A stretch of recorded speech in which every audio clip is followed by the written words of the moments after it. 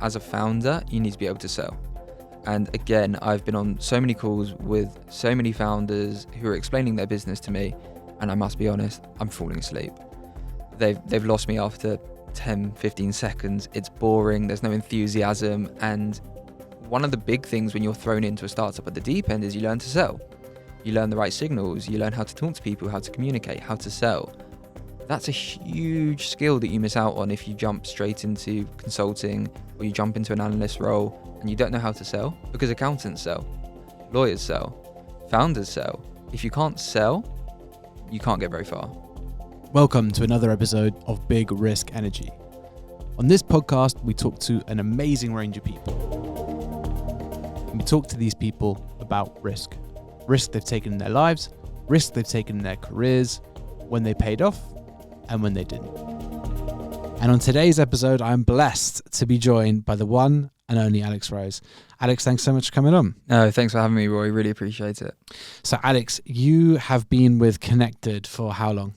2.5 years. So started back in April 2021. Mm-hmm. Then took a 6-month stop, went back to university, finished my degree, came back in April 2022. So we'll go for 2.5 years. Okay, nice. And when you joined, how many people were with the company? So we were sitting around a table, no bigger than this. With literally no bigger than this, right? No, and there were 6 of us at the time. Wow. So I can't remember exactly if it was 6 or 7, but we'll go with 6.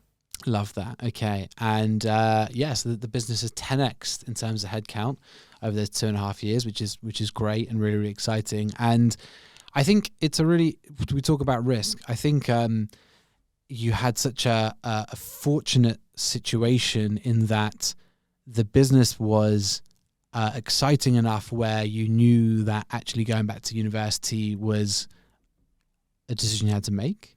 But also we were at a young enough stage where actually you could go and come back in a way that maybe you wouldn't have had further down the line. But what was going through your mind at that time in terms of risks, and how did you assess the situation? Because I think for other people who are in similar situations, and spoke to Claudia last week where she was looking to do a PhD and ended up staying with the business that she was involved with. How did you feel about the risks you were looking at that time? Yeah, so at the time I was 21.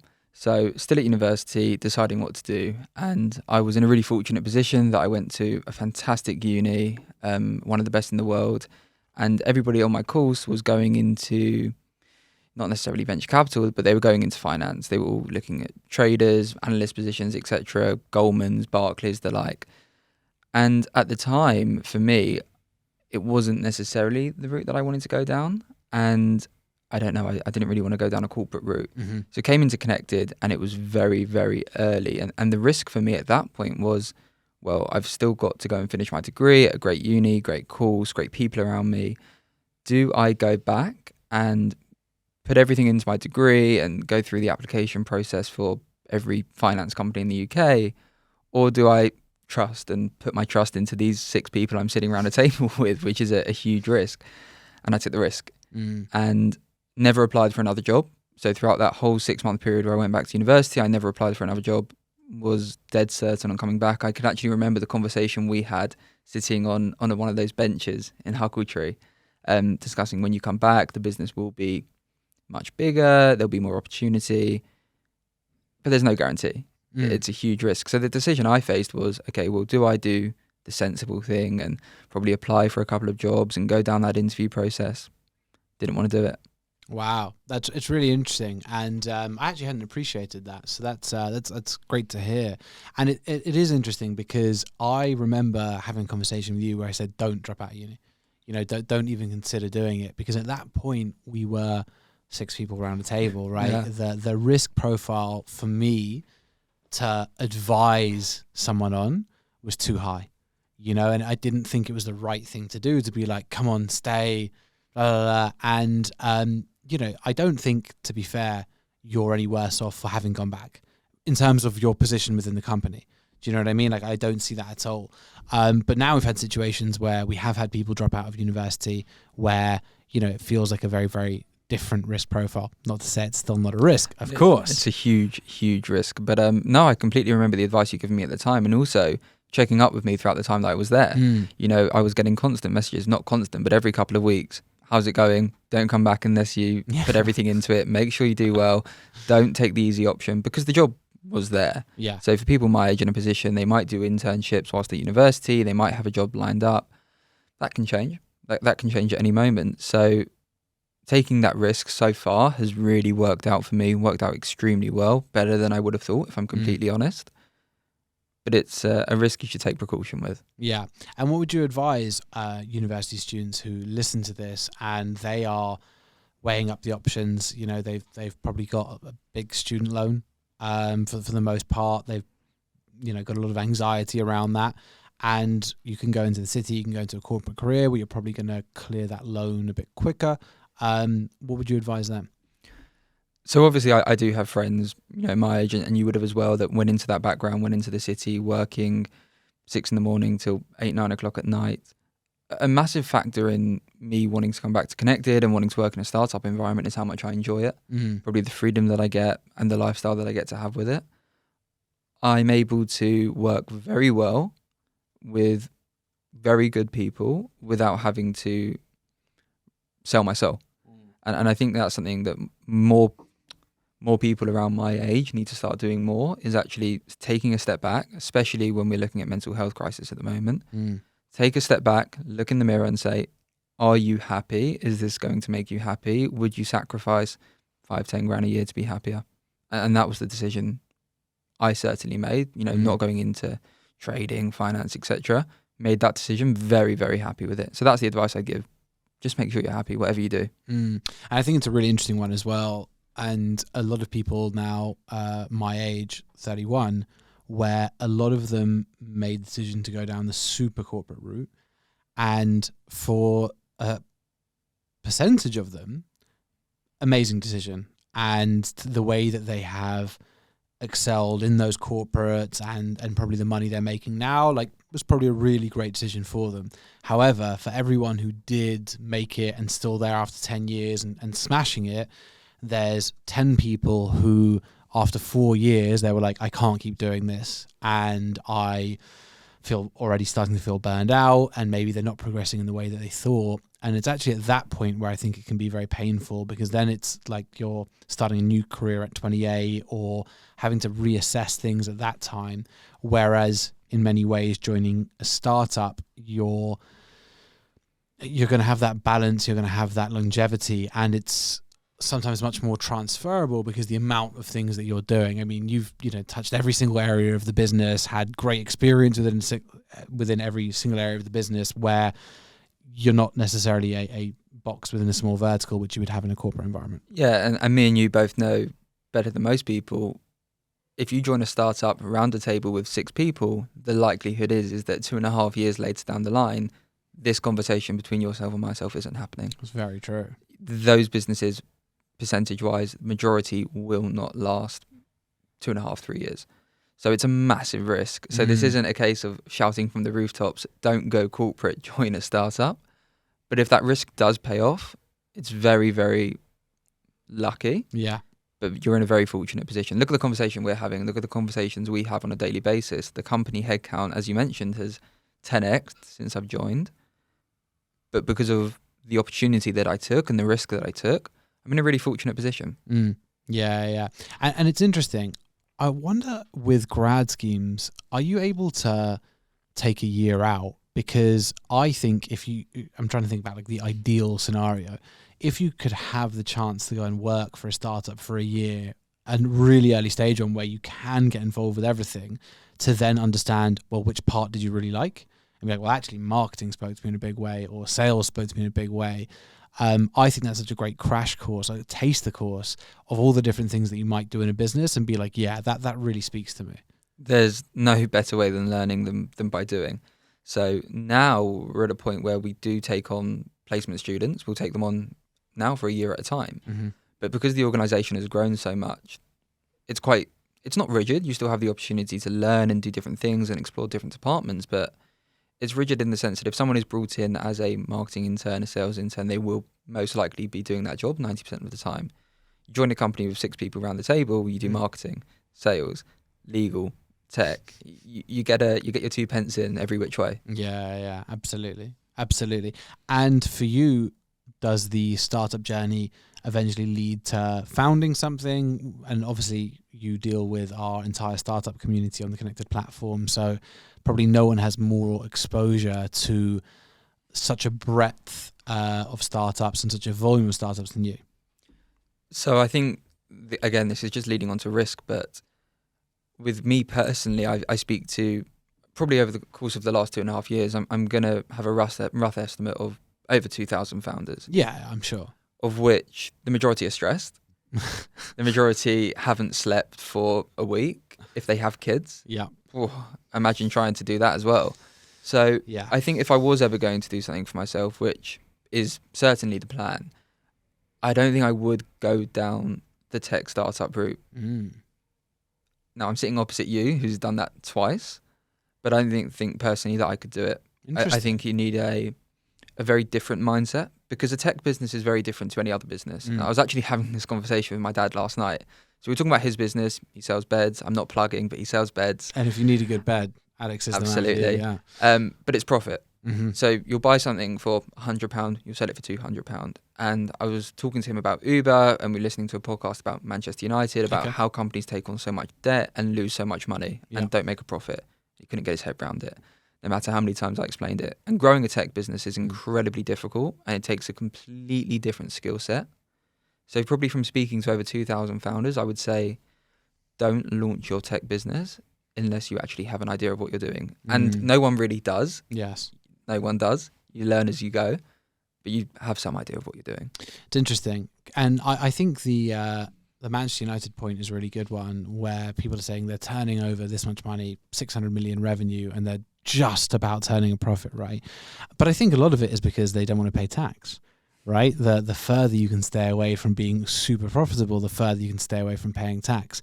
And for me, that's one of the reasons why really, you would value a tech company as a multiple of revenue, because the goal shouldn't be, if you're looking at it from a purely capitalist perspective, the goal shouldn't be being taxed on a ton of profits. And, right? and so if we're going to talk about purely football finances for a moment, to kind of change subjects, I was looking at Manchester United, into their finances, exactly how that valuation works. So if you do it on a revenue multiple, you get to about 3.6 to 3.7 million. And there was a few other different models in which was ran, one by Bloomberg, one by Forbes, all came out between 3.5, 3.7 million.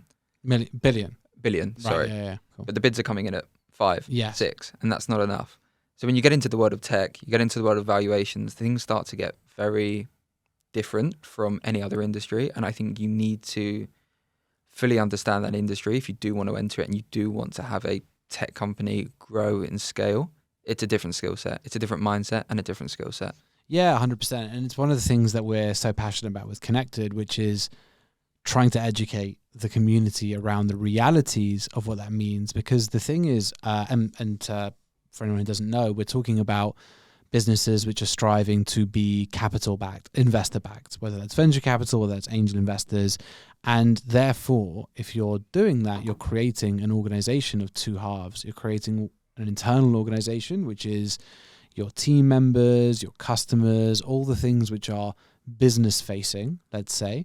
And then you have the external organization, which is your investors, your stakeholders, your board of directors, and you as the CEO, as the founder, you're the sandwich of this. Oh, sorry, you're the filling in this organizational sandwich, right?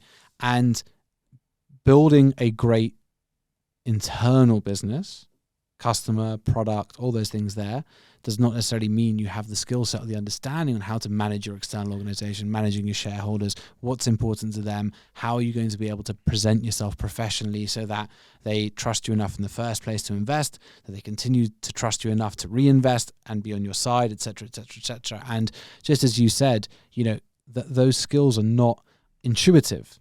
We don't learn those skills in school. Even people who I know who've done courses in entrepreneurialism, etc., they're not understanding shareholder management in the same way. No. And I think I've heard you say this before. When it does come to growing and scaling that businesses, and there's something I'll touch upon in a moment, until you get to that point of I need to make this a success, things are going to be difficult. But just to add something else to that is the differences between a scalable, venture-backable business and a lifestyle business. huge problem that I probably see on a day-to-day basis is people wanting to go and get venture capital for a lifestyle business, something that might turn over a couple of $100,000 a year, pay all of its bills, make a 50 grand profit, and you'll take a dividend, and it's a lifestyle business. But they want venture capital because they need to hire a head of marketing, they need to hire a salesperson and pay themselves a salary. That's not venture backable, as you'll be able to say over and over again. Yeah, completely. And I think as well, it's the lifestyle business, and then it's also still big businesses which don't achieve a venture profile, right? And I see it again a lot of the time, and you see it more than I do now for sure, without a doubt, is something which can even get to 200 million turnover. Again, is not really a venture backable business, or sorry, a 200 million valuation. Let's say is not a venture backable business, unless it's going to be something which could achieve unicorn status. And I think it's a really difficult lesson for entrepreneurs to learn, is a business turning over a couple mil a year, but whose cap is 25 million turnover, is less investable than a business pre-product, pre-revenue that could hit 100 million, 200 million turnover. And you see people screaming their heads off as to, how difficult it is at a pre-seed level in order to raise that investment. But you're completely right. Sometimes those businesses, pre-rev, idea stage even, are more backable. Yeah. They're far more backable than, I can't something really which is at 2 million. Exactly. Which is very achievable very quickly if you have the right product. Yeah, absolutely. No, and it is a minefield. And I think that's why, and we see a big trend in it. And we had that recent Google event, Dan Bowyer from Superseed Ventures, who I think does an amazing job as a VC of really debunking a lot of these myths, which is so important because ultimately founders' frustration comes from wasted time and not realizing that there are the right partners for everyone. There are the right backers for everyone. For example, even a lifestyle business, and there are so many of these companies out there, can get backers in, can raise money, should raise money if it's the right thing for them. But it's probably giving away 30% of their company rather than 1%. It's a partner as opposed to venture-backed investment. But something else, kind of going back to the benefits of coming into a startup really young at really early stages, we used to do sales calls together. Yeah. So going back to 2.5 years ago, we were sitting on sales calls together. And this was something super, super valuable picked up from the Google event with Dan last week, was that you, as a founder, you need to be able to sell. Yes. And again, I've been on so many calls with so many founders who are explaining their business to me, and I must be honest, I'm falling asleep. Yeah. They've lost me after 10, 15 seconds. It's boring. There's no enthusiasm. And one of the big things when you're thrown into a startup at the deep end is you learn to sell. You learn the right signals. You learn how to talk to people, how to communicate, how to sell. That's a huge skill that you miss out on if you jump straight into consulting or you jump into an analyst role and you don't know how to sell, because accountants sell, lawyers sell, founders sell. If you can't sell, you can't get very far. Yeah. So that's another huge benefit. Even surgeons sell. Absolutely. As someone who has recently missold a surgery. But no, even surgeons sell. Because you're right. It's about being able to inspire confidence. And yes, if you're looking to raise investment, but you can't explain your business in a way that excites people, that's going to be the first place that you start. And before the figures, before the valuation, before the potential exit, excite us about the product. Just do it. Yeah. And I think it's art and science, right? Science is super important.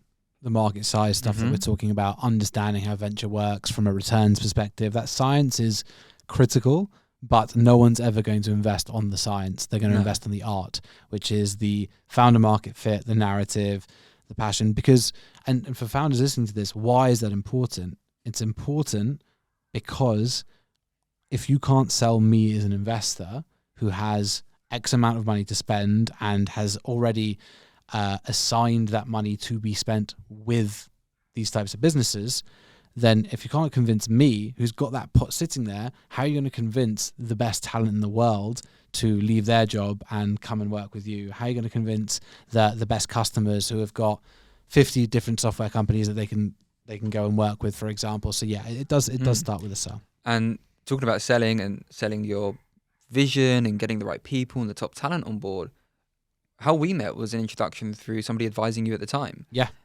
Those doors massively open up. And so if you can, at an early stage, and this is something I say on a daily basis, but if you are pre-revenue, you haven't made a sale, you haven't even got a wait list yet, but if you can convince really top talent to come on board at an early stage, demonstrates that you will take the business to the right place, because it's the team and the people that drive it forward.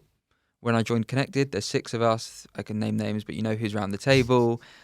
Those people, I believed, had the right mindset, drive, ambition, skill sets, contacts to drive the business forward. The product back then is not the product now. And for most early stage companies, the product, your MVP that you launch, that is not going to look anything like your product in 2 years' time. It's all about the people. Who's there?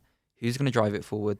That's what's important. Yeah, absolutely. And I think so much of it as well is proving market demand, because there's, as you say, and you're 100% correct, the solution will change because as the problem evolves, the solution required to redress it will evolve and iterate too. But there's got to be market demand for solving that problem. Absolutely. And this isn't a Connected podcast, so I could very easily sit here and dive into the product and how that's changed and why it's changed, but it's entirely different. And that's the main thing. It's completely different, but the people are the same. Yeah, absolutely. And what would your advice be for all the early stage companies that you've spoken to?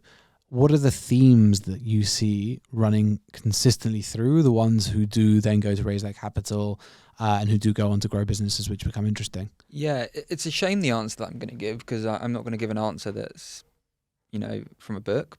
But if I'm completely honest, contacts. For a lot of the businesses that I do see at an early stage doing really well, they do have strong contacts, and that's difficult. They do have good backgrounds, again, difficult. They often have very experienced advisors and teams around them that have done well. So build a team, because contacts will open the door for you. Now, not everybody has access to those contacts, hence why networking sites exist. But contacts are how you're really going to drive things forward at an early stage. And ask for advice, get advice. None of us know everything. But I would say contacts if I have to give an actual number one answer, because names, doors, opportunities, they do get you to a certain extent. And then it's your job as a founder to push things on and make the right decisions. But those doors do need opening sometimes. Yeah, I think it's a really good, honest answer. Absolutely. No one can ever put you through the door, but they can open it. I think it's a really, really good, honest answer. And I think there are also ways to open doors yourself. Yeah, of course. But it just takes longer. Yeah, and it takes longer. And look, if someone's not opening those doors for you, knock on the door yourself. Exactly. Yeah. It's all you can do. And I think some of the things you've mentioned there, building your wait lists, getting proof of concepts, getting letters of intent, those are the sorts of things which will open the doors. And there's another thing I heard you say. It probably is going back 2 years ago, so I don't know if you have said it since in the last 2 years. Let's find out. But when you are building a business at an early stage, do not be scared to burn customers. See if you can finish off the sentence. No, go as in. Fine. Oh yeah, okay. Why should you not be afraid to burn customers at an early stage? Because if you're afraid to burn your small amount of early customers, there aren't enough customers in the market. Exactly, you're not in a big enough market. So I remember you saying that a couple of years ago. Yeah. If you're scared to burn people at an early stage, you're not in a big enough market. Yeah, and that's it, because realistically, your earliest customers will not be getting the full experience. Absolutely, they won't. Of course not. And that's why you sell it at such a discount. You're not saying charge them what you're going to charge them after 10 years when you've got your entire stack built and everything is working perfectly. That's why early adopter pricing is so important. And if you go around things the other way and you put your prices sky high right at the start, oh my God, you're going to get some bad feedback and some bad press. But if someone pays 50 quid for a pretty decent product, they're not going to be phoning you up every day and complaining. Yeah, exactly that. Okay, and some questions I ask everyone, and I have a feeling I'll know the answer to your first one. Single biggest risk you've ever taken, and what was the outcome? Yeah, if you ask me this question in 10 years, it's going to be different. Look, the single biggest risk I took was definitely taking a job when there's 6 people sitting around a table, when, if I'm completely honest, there's lots of opportunities that I really could have explored. Now, there's other opportunities that I've taken since and risks that I've taken since. I'm just about to get on the housing ladder in a market where interest rates are sky high. Brutal. We're in a cost of living crisis. Everything is through the roof, and I'm about to take the biggest financial step you can take. A huge risk. But I don't honestly think I've taken a huge amount of risk because I did analyze the factors. So I didn't close my eyes and jump in blind. Mm. Those are the two biggest risks that I've taken. And I'm hoping that if we sit down in 10 years' time and you ask me the same question again, the answer is slightly different. But those Yeah. are the two biggest risks I've taken. Yeah. Okay. Nice. Yeah. Interest rates brutal, right? Awful. Yeah. It's tough. It is really tough, and I think there's a lot to. I think there might be a lot more pain along the way. Not necessarily in terms of interest rates going up a hell of a lot further than they are right now. I don't think we'll see that. But people who locked in great rates 4.5 years ago, myself included, it's just it's tough. It's tough. Yeah. But what can you do? There's very little we can do. There is nothing you can do. But I guess with both of them as well, it's huge opportunity, and that's the that's such a massive factor of risk. Is there's huge opportunities on both sides. Connected since I first walked through the doors 2.5 years ago. Thankfully, things have turned out really well. And look, that's not by luck by any means, but a lot of luck along the way. A lot of luck along the way, but not by luck by any means, but huge risk. The opposite of that, and the other side of that was, well, if it doesn't go well, I'll be 21, decent degree behind me, and I'll give it a go. So these aren't huge risks, but they're still risky. Yeah, they are. But it's actually a really good point. And my last guess, we were just talking about this as well, which is take those big risks early. Yeah. Because at that point you're living at home. Yeah. Yeah, at that point you're living at home, no dependents.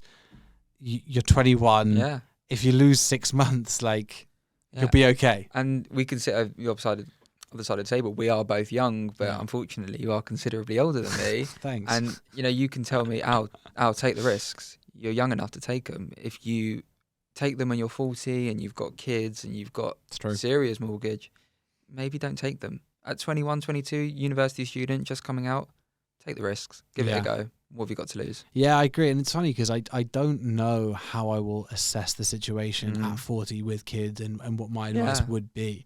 My advice now to people is still, and for context, I'm 31. I have a girlfriend, but I'm not married. I don't have kids. I do have mortgages, but I still feel very much in a position to take risks. I think I imagine psychologically the big change would be having kids. I imagine. Well, if I'm going to be honest with you, Roei, and you ask my mum what she said when I told her about Connected, I'm first starting up, she was livid. I can imagine. Absolutely livid. However, we come, 2.5 years down the line, we go full circle. Two of her best friends have invested in Connected. Yeah. So actually, I haven't thought about that until now. Obviously, having kids, getting older, more responsibility I'm sure there is some statistics around becoming more risk averse. It must be. Of course it must be. Yeah. But whilst you're young, take the risks. What have you got to lose? No, love it. Okay, cool. What are you proudest of? Great question. If I'm honest and completely honest about what I'm proudest of, probably my own mentality. So giving myself a pat on the back here, and I'm very driven, and I'm actually proud of the fact that I am driven. The responsibility that I've got at a very young age, working within a startup, it does allow you to have lots of responsibility, and I'd say something I'm very proud of is the trust that others put into me. People like yourself, a couple of other people within the business. I'm very young to be in a very responsible position as we look to scale and grow and enter new territories, and I'm in charge of a very important part of the business. So something I'm most proud of is actually the trust that has been put in me. I never take the step back and give myself a pat on the back, because that is not how startup life works. It is 24/7, 365, go. But the amount of trust that other people have put into me is something I'm very proud of. Yeah, and you should be. But you're right. It's it all starts with mentality. It starts with that mentality, and you attract the things that you put out. And when you put out a level of ambition, you put out a level of execution as well. Because there's often a big gap between I'm really ambitious, I want these things, but I can't really be fucked to put in the work to make them happen. And you see a lot of that. You see throughout every walk of life that gap between expectation and reality. One of our values is optimists at the core, but realist in execution. For that reason, and I think that's where you should be proud of yourself. Yeah, and I'm certainly not that person. Okay, do you know what? I did get up this morning early, did go to the gym, did do the right things, but I'm certainly not that person that is 100% all the time go, go, go, go, go, and don't stop. But certainly driven enough. And I think, this, again, it's something with startup life against that corporate life is if you can find that right balance young and you can understand what you need to do in order to avoid burnout. Now, that is not sitting on the couch. That is not taking a nap at 4 o'clock. It is when you go on holiday, actually switch the phone off. Yeah. That's all it is. That's the main difference. If you can find that balance, you're okay. Yeah, I agree. And that's good advice for startup team members. If you're a founder, the reality is a bit different for the first couple of years, but you're right. For you don't need to put that level of pressure on yourself, and therefore looking after yourself and getting balance is important. But I think that's only acceptable if you understand what does need to be done. Yes. Or else 100%. It does 100%. sound like, okay, take a step back, chill out. Founder does all the work. Founder doesn't sleep. Founder does all the work. No, we're now in a position whereby, of course, the founders in pre-Series A scale-up businesses work incredibly hard, but they only get to that point if the team work extremely hard and devote more than massively. I personally don't see my job as a 9-to-5 office job or anything like that. I see myself as part of something that is growing, a contributor, a company that is really going places. And if myself and probably 15, 20 other individuals haven't put in the level of work we've all put in over the last 2.5 years, we wouldn't be here because we would have missed certain targets and not raised a certain amount. 100%. Absolutely. And, over the last 2.5 years, we're talking about probably the most tumultuous 2.5 years in the history of business. Well, certainly in my lifetime, but probably back to the 70s. Oh, certainly, if it's in your lifetime, it certainly is in mine. Exactly. But probably back to the 70s now, where very few companies will say they've gone from 6 people to 60 people over this period of time, 65 people over this period of time. And I think that's why it is, if you can find the right business, I think it is such a amazing journey to be on. Finding the right business is the tough part, as we know. Finding the right business is the tough part, but kiss some frogs, find your prince, give it a go. If it doesn't work and you're young enough, and I think a lot of what we've said over the last half hour, 45 minutes, is all geared probably towards young people that are at that kind of crucial point. What do I do next? Give it a go. Yeah. Take every opportunity, grab it. If it doesn't work, so what? And if it does, you'll be very happy. Yeah, exactly that. And also, I think when you see, for example, people in our team like Claudia, like James, who joined startups because they wanted to do it and it didn't work, and actually not necessarily at such a young age. Absolutely. For some of them, but understanding that, okay, 6 months didn't work, but now I know the sorts of things that I should be looking for, know the red flags. So, yeah, you'll if you're great talent with the right attitude, you'll be fine. Yeah, you'll be fine, right? Okay, cool. Next one for you is anything you wish you did differently? I'm going to say no. Great. I'm going to say no. There's 2 answers. There's the sensible, rational answer, which is, yes, of course, I could have done stuff differently. I could have done this better, could have done that better. I shouldn't have said this, should have said that, which is the rational answer. And then the rational answer to the question is, I'd be in a better position if I did X, Y, and Z. The real answer is I'm happy. Happy as Larry. So no, I wouldn't have changed anything. I'm a very, very happy individual with a very good work-life balance, with great colleagues in a great company, with a good support network. I realise how lucky I am. So no, the answer is definitely no. Yeah, well, that's great. I think something which we don't talk about so much on this podcast, but we should talk about more, is gratitude. The ability to appreciate the things that we do have is so important from a mental health perspective, and from just, if you're living in the UK, even though it's so difficult for so many people in the UK, but you're probably still in the best 15% of the world. It's easy to say that. Yeah. It's easy to look back, but we are in a point, especially more so my generation and the generation that will be below me. Mental health is a serious issue, and gratitude is something so simple that you can do to make yourself feel great. Yeah. Look in the mirror. Okay, I understand I'm in a very fortunate position, thankfully. However, there are positives, and if you shout those positives from the rooftop, it's like the old standing in front of a mirror, I am beautiful, I am worthy. Now, I don't do that every day, obviously. Could do. I might, but I don't. Yeah. But sometimes just being grateful, and that's something we do at Connected really well, is we praise each other. Every Friday we do feedback, and I tell you what, it might come across, if I tell an outsider exactly what we do, a little bit cringe. Yeah. I do get a little smile when I see a bit of gratitude. Yeah, absolutely. It's important. And I know that there's a real movement against toxic positivity. Yeah, absolutely. And I would say that we do have an incredibly positive culture at Connected, but I genuinely believe it's a key part to our success, key part to the reason we have been able to keep on fighting the way that we have been. Okay, I've got 2 more questions for you. I don't know. I do. I have 2 more questions for you. What does it take to be successful? Great question. One of the factors is definitely luck. Yep. Right place, right time, right phone call, right time, right conversation at the right time. Luck is a huge part. I obviously listen to podcasts, read books, etc., people's life stories. There's a lot of luck involved. So that is number one. You can have 2 people, same wavelength, same background, same skill set. One gets the opportunity, one doesn't. Yeah. Luck. The second thing is when you get that piece of luck, you have to be so driven and so uber determined and full tunnel vision. Tunnel vision. That was a weird one. Tunnel vision in order to make that a success. Yeah. You know, and you see cringe Instagram stories and TikToks of people waking up at 4:30 and having their 8 eggs. That's not real.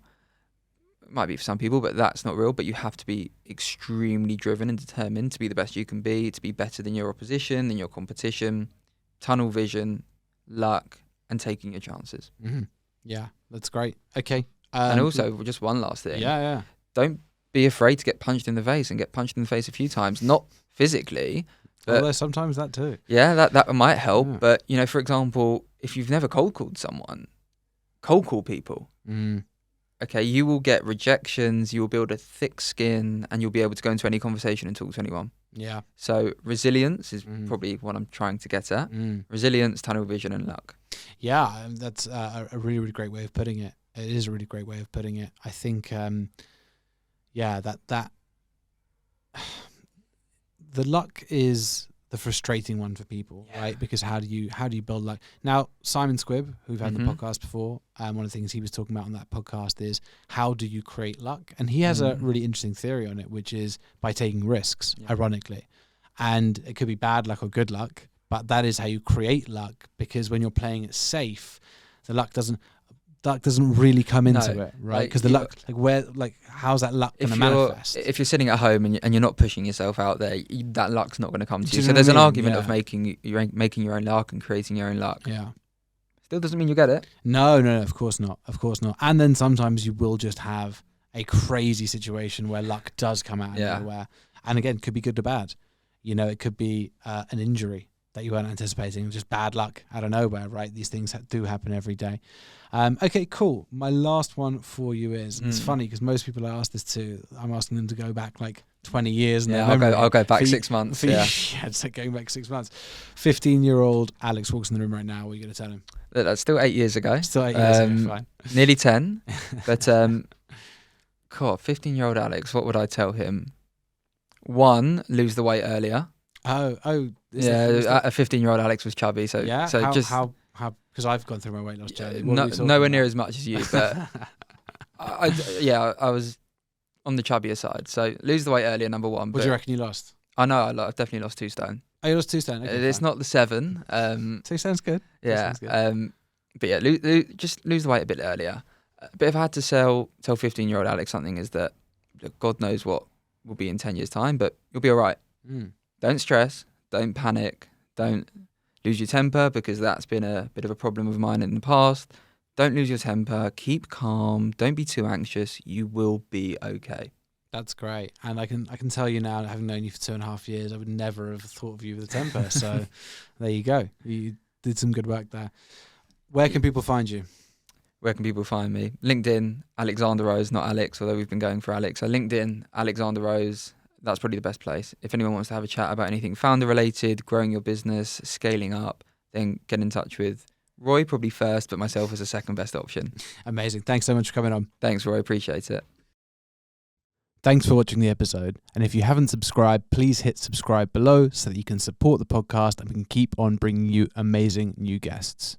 If you want to see the other amazing episodes in this podcast, click into our series section. As ever, if there are any other guests or topics you want us to explore, just let me know in the comments and we'll do our best to bring someone in.